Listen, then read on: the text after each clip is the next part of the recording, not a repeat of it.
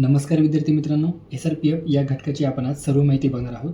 आजपर्यंत विचारले गेलेले सर्व SRPFचे प्रश्न, SRPF परीक्षेत्रे, गट, त्यांचे समादेशक, आणखी खूप काही.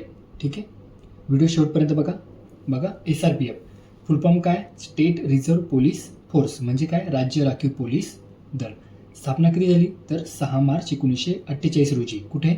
पुरंदर या ठिकाणी. 6 मार्च हा त्यांचा वर्धापन दिवस आणि रेझिंग डे सुद्धा आपण याला म्हणू शकतो. आता येणारा 2026मध्ये कितवा स्थापना दिन असेल त्यांचा? 78वा स्थापना दिन असेल. मुख्यालय कुठे आहे त्यांचे SRPFचे?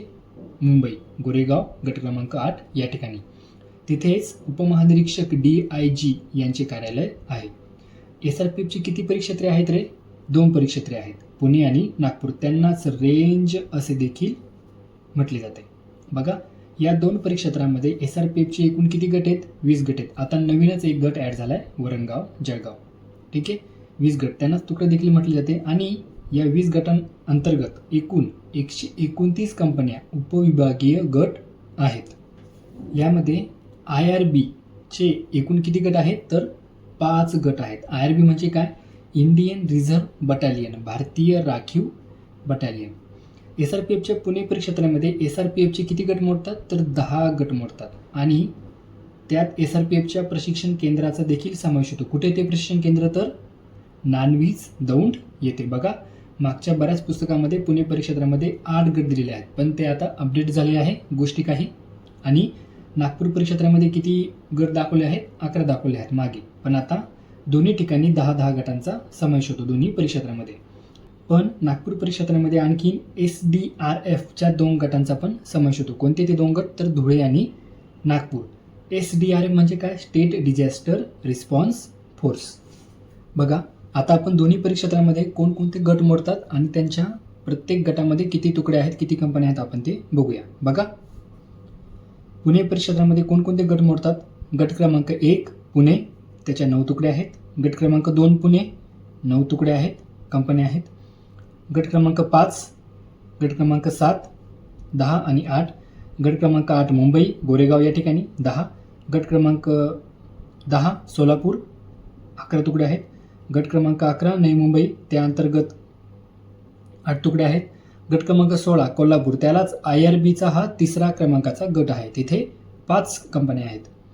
गट क्रमांक 19 कुसळगाव, या ठिकाणी 4 कंपन्या आहेत. गट क्रमांक 20 वरणगाव, नुकताच झाले, त्यामुळे तिथे अजून तुकड्यांची संख्या, कंपन्यांची संख्या आपल्याला माहीत नाही. नागपूर परिक्षेत्रामध्ये देखील 10 गट मोडतात, तुम्हाला दाखवलं आहे. बघा, त्याच्या अंतर्गत कोणकोणते गट मोडतात? गट क्रमांक 3 जालना, 8 तुकडे आहेत, त्या अंतर्गत. गट क्रमांक 4 नागपूर, 9 तुकड्या. गट क्रमांक 6 धुळे, 8. गट क्रमांक 9 अमरावती, 8. गट क्रमांक 12 हिंगोली, 8. गट क्रमांक 13 वडसा, गडचिरोली येथील ठिकाण आहे, 7. गट क्रमांक 14 छत्रपती संभाजीनगर, हे IRBचा 1ला क्रमांकाचा गट आहे, तिथे 7 कंपन्या आहेत. गट क्रमांक 15 गोंदिया, IRBच्या 3ऱ्या क्रमांकाचा गट, माफ करा, इथे 2 क्रमांकाचा गट आहे, हा 6 तुकडे आहेत. गट क्रमांक 17 बल्लारपूर, चंद्रपूर या ठिकाणी, IRBचा 4था गट, तेथील कंपन्यांची संख्या आपल्याला माहीत नाही आहे. गट क्रमांक 18 काटोल, नागपूर, पण त्यांचा कॅम्प कुठे आहे? तर अमरावती या ठिकाणी, तो IRBचा 5व्या क्रमांकाचा गट आहे, तिथे 4 कंपन्या आहेत. आता आपण SRPFचे सर्व प्रमुख बघूया. ठीक आहे, SRPFचे सर्वोच्च प्रमुख कोण असतात रे? राज्याचे महासंचालक असतात, सदानंद दाते, 1 जानेवारी 2026 पासून. SRPFचे महासमादेशक, SRPFच्या प्रमुखास काय म्हणतात? महासमादेशक. कोण असतात ते असतात महाराष्ट्र राज्याचे अप्पर पोलीस महासंचालक जे आहेत तेच असतात. कोण आहेत ते? श्री राजकुमार भटकर. SRPFचे पोलीस उपमहानिरीक्षक मुंबई कोण आहेत? श्रीमती मोक्षदा पाटील हे आहेत. SRPFचे पुणे परिक्षेत्राचे पोलीस उपमहानिरीक्षक कोण आहेत? श्री विजयकुमार मगर. SRPFचे नागपूर परिक्षेत्राचे विशेष पोलीस महानिरीक्षक कोण आहेत? निसार तांबोली. SRPFचे शस्त्र निरीक्षक शाखा पुणेचे पोलीस अधीक्षक कोण आहेत? श्री कैलाश मदन न्यायनीत. SRPF प्रशिक्षण केंद्र नानवीज दौंडचे प्राचार्य प्रमुख कोण आहेत? श्रीमती जयश्री देसाई. SRPFच्या गटप्रमुखास काय म्हणतात? समादेशक असे म्हणतात. बघा, आता SRPFचे जे काही 20 गट आहेत त्यांचे आपण समादेशक बघूया. पुणे गट क्रमांक 1 चे समादेशक कोण आहेत? तेजस्वी सातपुते. पुणे गट क्रमांक 2 चे समादेशक कोण आहेत? श्रीमती स्वप्ना गोरे. जालना गट क्रमांक 3 चे समादेशक श्रीमती उज्ज्वला वनकर. नागपूर गट क्रमांक 4 चे समादेशक बच्चन सिंग. दौंड गट क्रमांक 5 चे समादेशक तुषार पाटील. धुळे गट क्रमांक 6 चे समादेशक प्रभाकर म शिंदे. दौंड गट क्रमांक 7 चे समादेशक श्री चिलुमुला रजनीकांत. मुंबई गट क्रमांक 8 चे समादेशक श्रीमती मोक्षदा पाटील. अमरावती गट क्रमांक 9 चे समादेशक श्री विश्व पानसरे. सोलापूर गट क्रमांक 10 चे समादेशक डॉक्टर दीपाली काळे. नवी मुंबई गट क्रमांक 11 चे समादेशक श्री संजय जाधव. हिंगोली गट क्रमांक 12 चे समादेशक श्रीमती पौर्णिमा गायकवाड. वडसा गडचिरोली गट क्रमांक 13 चे समादेशक नारायण देवदास शिरगावकर. छत्रपती संभाजीनगर गट क्रमांक 14 चे समादेशक विक्रम साळी. गोंदिया गट क्रमांक 15 चे समादेशक भाग्यश्री नवटके. कोल्हापूर गट क्रमांक 16 चे समादेशक डॉक्टर प्रशांत अमृतकर.